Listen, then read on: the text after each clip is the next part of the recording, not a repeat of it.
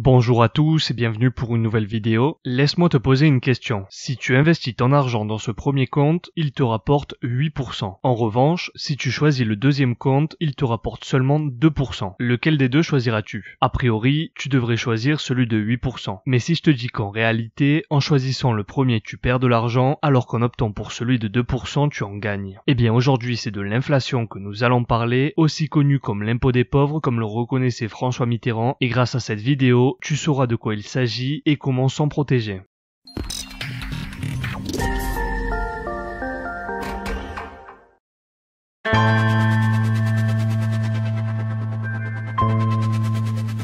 L'inflation désigne une augmentation générale et durable du prix des biens et des services. Autrement dit, en période d'inflation, l'argent perd de la valeur par rapport à la quantité de biens et de services en vente sur le marché. Par exemple, tout le monde sait qu'une baguette de pain, indépendamment du pouvoir d'achat il y a 20 ans, valait moins cher qu'aujourd'hui. Eh bien, l'augmentation du prix de cette baguette est due à l'inflation qui se produit au cours du temps. De même, on pourrait aussi considérer l'inflation comme une diminution de la valeur de la monnaie, puisque pour un même produit, dans cet exemple la baguette de pain, il est nécessaire de payer toujours plus année après année. L'inflation se mesure grâce à l'IPC qui est l'indice des prix à la consommation et il est composé d'un éventail très large de produits et de services représentatifs de ce que consomme un pays. Cet indicateur prend en compte par exemple la nourriture, l'achat de livres et même une coupe de cheveux et chaque produit est pondéré en fonction de son poids dans les dépenses des ménages. En effet, l'IPC se calcule en poids, c'est-à-dire l'importance que représente un bien ou un service pour le calcul de cet indice. Par exemple, la nourriture et les boissons ont une pondération très élevée, tout comme le transport car on l'utilise tous les jours, alors que l'ameublement, l'électroménager ou encore l'habillement auront un impact plus faible dans le calcul puisqu'il n'est pas nécessaire d'en acheter quotidiennement et une fois achetés en théorie, ils sont faits pour durer plusieurs années.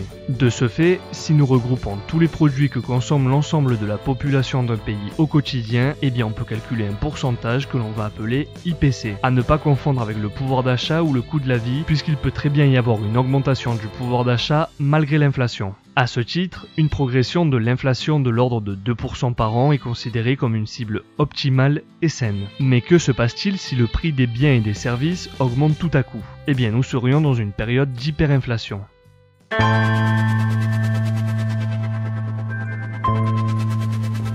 Pour expliquer ce qu'est l'hyperinflation, je vais te donner un exemple. Supposons que nous soyons en mauvaise entente avec le Royaume-Uni et pour nuire à leur économie, nous choisissons d'inonder le territoire de sacs remplis de billets de livres sterling en les larguant depuis un avion. Tu penseras certainement que les habitants de ce pays sont chanceux. Eh bien, désolé de te décevoir, mais en réalité c'est tout le contraire. Au lieu d'aider le Royaume-Uni, nous le conduisons à la chute de son économie et d'une certaine manière à sa destruction. En effet, tous les Anglais passeraient d'une quantité d'argent dite normale à la richesse absolue. Cette soudaine et inattendue fortune inciterait donc les gens à dépenser encore et encore en achetant des télés, des portables, des voitures ou tout ce que l'argent peut offrir. Ainsi, et sous l'effet de ces fortes demandes de produits et services, cela provoquerait une augmentation drastique des prix, produisant ainsi une hyperinflation. De plus, durant cette période, avec une augmentation si rapide des prix, cela provoquerait une dépréciation de la monnaie et c'est le pays entier qui finirait ruiné. Tu t'imagines bien, et sans rentrer dans les détails, les dégâts énormes que cela provoquerait au niveau des importations et des exportations dans un monde globalisé, ainsi que les répercussions sur la consommation intérieure du pays. Ce serait un désastre total.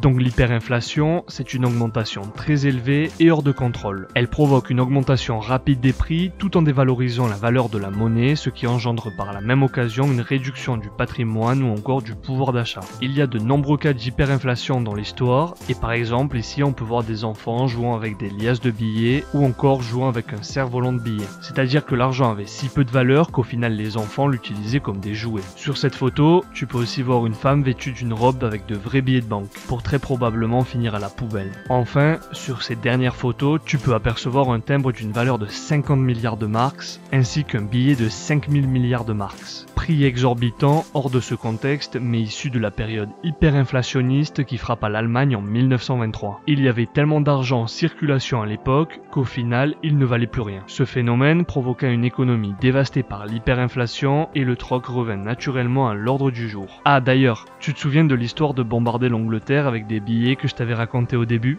Eh bien il s'agit d'une histoire vraie menée par le Troisième Reich lors de l'opération Bernard durant la Seconde Guerre mondiale. L'objectif était de falsifier des des billets afin de les utiliser notamment pour les larguer en avion sur le Royaume-Uni et ainsi déstabiliser l'économie du pays en créant une situation hyperinflationniste. Donc comme tu peux le voir, il est possible de gagner une guerre sans utiliser la force et en habile stratège offrir de l'argent à l'ennemi. À présent, tu connais les effets de l'inflation et de l'hyperinflation, il nous reste donc à voir le phénomène inverse qui est la déflation.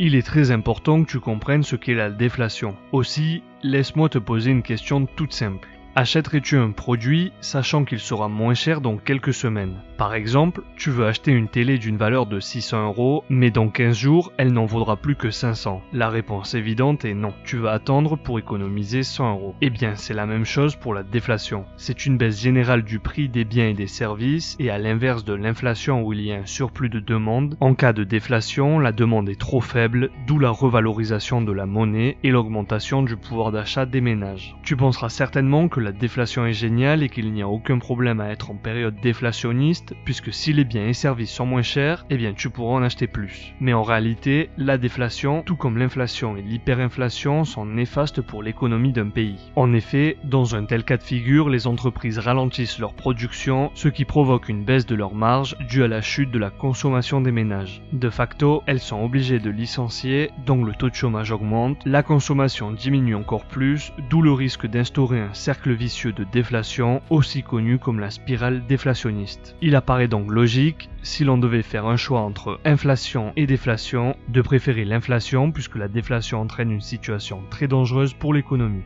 Bien, maintenant que tu sais que l'inflation se mesure par l'intermédiaire de l'IPC, qui est l'indice des prix à la consommation, que si l'inflation augmente trop, on se retrouve en situation d'hyperinflation qui est mauvais, et qu'à l'inverse, si elle diminue beaucoup, on se retrouve en déflation, ce qui est pire, tu te demanderas certainement qui nous protège contre tous ces extrêmes.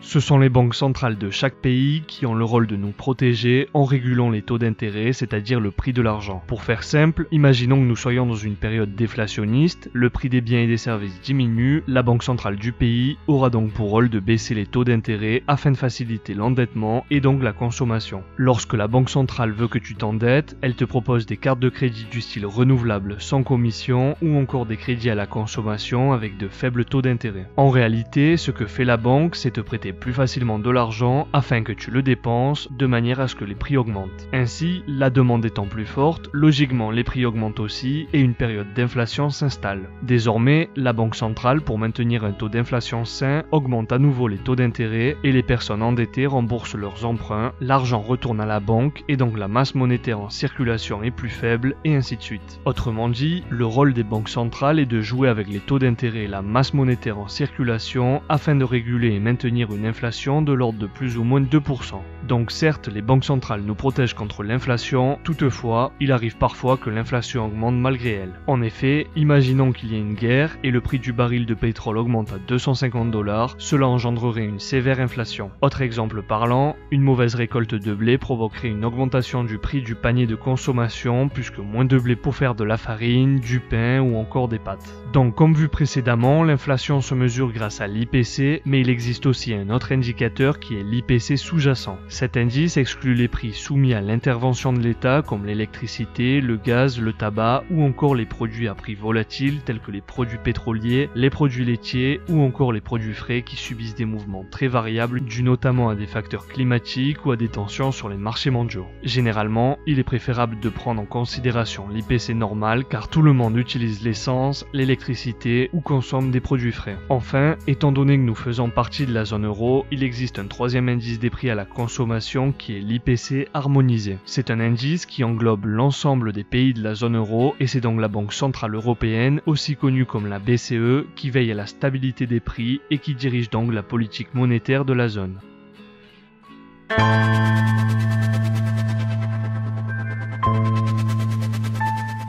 L'important de connaître l'inflation, de connaître cet IPC, permet d'éviter de se faire duper et de tomber dans ce qu'on appelle le piège de l'argent. Pour illustrer ce propos, imagine que tu as un salaire de 2000 € et ton patron décide de t'augmenter de 4%. Tu seras certainement heureux d'avoir 80 € en plus par mois. En revanche, l'année suivante, il t'annonce qu'il devra te baisser ton salaire de 4%. Grosse déception, forcément, 80 € en moins à la fin du mois, tu devras faire un peu plus attention à tes dépenses. Et si je te dis qu'en réalité, dans les deux cas, tu perds de l'argent? En effet, si par exemple dans le premier cas, il t'augmente le salaire de 4%, mais l'IPC de 8%, cela veut dire que la vie est 8% plus chère, donc si on soustrait 8 par 4, tu as en réalité perdu 4% sur ton pouvoir d'achat. Tu es 4% plus pauvre. Dans le second cas, imaginons que l'IPC se trouve à 0%, et bien même si ton patron te baisse ton salaire de 4%, tu te retrouves dans la même situation que la première, tu es 4% plus pauvre. En fait, c'est un des exemples des pièges que peut produire l'argent. C'est la raison pour laquelle il est important de connaître les données de l'IPC dans le but de savoir si tu gagnes ou tu perds réellement de l'argent. Même si avec cet exemple, au final, tu finis dans la même situation, un autre exemple très utile que tu dois connaître, c'est de vérifier l'IPC au moment d'investir ou d'épargner. Imaginons deux comptes d'épargne. Par exemple, un livret A. Le premier, ouvert en 1981, te donne une rentabilité de 7,8% annuel, ce qui est plutôt bien, voire exceptionnel pour une rente fixe et peu risquée comme nous l'avions vu dans la vidéo des 4 piliers de la liberté financière. En revanche, en 2009, le même livret te donne une rentabilité de seulement 1,9%. Tu penseras certainement que les banques aujourd'hui nous volent, qu'on était plus riche avant vu que la rentabilité de ce livret a trop diminué. Eh bien, c'est ce que dirait le commun des mortels, celui qui a peu, voire pas du tout d'éducation financière. Cependant, et à présent que tu as les connaissances requises, tu sais que l'inflation joue un rôle très important et que des chiffres jetés comme ça, sans aucun fondement, ne valent rien. En effet, comme tu peux le voir, en 1981, l'inflation se situait à 13,4%, autrement dit la rentabilité de 7,8% qu'offraient les banques pour un livret A à cette époque te rendait en réalité 5,6% plus pauvre. Alors qu'en 2009, lorsque les banques offraient une rentabilité de 1,9%, l'IPC se situait à 0,1%, donc tu gagnais réellement 1,8%. Donc comme tu peux le voir, dans le premier cas, tu perds de l'argent malgré la rentabilité qui semble alléchante, alors que dans le second cas, tu y gagnes. D'où l'importance d'une bonne intelligence financière pour ne pas se laisser berner. Donc connaître l'IPC de ton pays est d'une importance capitale au moment de choisir tes investissements, mais aussi concernant la revalorisation des salaires, celle des loyers et même la réévaluation des pensions alimentaires ou encore des retraites. Voilà donc l'utilité de cette vidéo.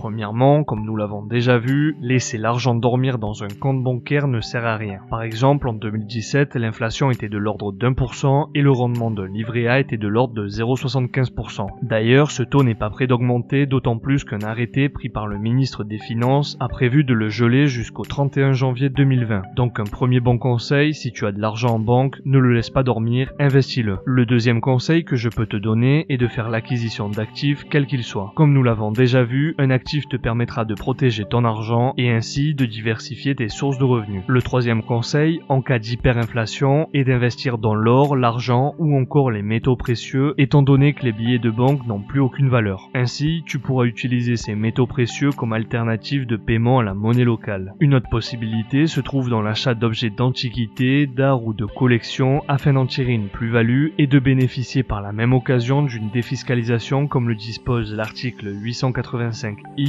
du Code général des impôts. Un autre choix possible consiste à opérer en bourse puisque les ventes, les bénéfices et les dividendes des entreprises augmentent au rythme de l'inflation du pays. Donc dédier une partie de ton argent pour l'investir dans une bourse étrangère dont l'économie est saine avec un taux d'inflation normal est intelligent et futé, de même qu'acheter des devises étrangères. Enfin, et pour finir, au niveau domestique, la solution serait de donner la priorité à l'achat des produits basiques et dans le cas où tu travailles pour un patron, demande-lui de te payer tous les 15 jours au lieu d'une seule fois par mois, ce qui te laissera une marge de manœuvre plus élevée avec ton argent pour acheter des biens et des services. Voilà donc tous les conseils qui vont te permettre de mieux appréhender l'inflation. À ce sujet et à titre d'information, les prévisions envisagent une inflation moyenne de 1,2% sur l'année de 2018. Néanmoins, avec les données actuelles et les prochaines prévisions, nous devrions avoisiner les 1,7%, chiffre qui devrait être relativement similaire pour 2019. Voilà, c'est tout pour aujourd'hui. J'espère que cette vidéo t'a plu, merci de l'avoir regardé, n'hésite pas à la partager, n'oublie pas de t'abonner à la chaîne, d'activer la cloche et de donner un j'aime. Tu peux aussi me suivre sur Facebook et Instagram pour continuer à avoir plus de renseignements et de motivation. Et rappelle-toi que la différence entre ce que tu es et ce que tu veux être réside dans ce que tu fais. Deviens libre et riche.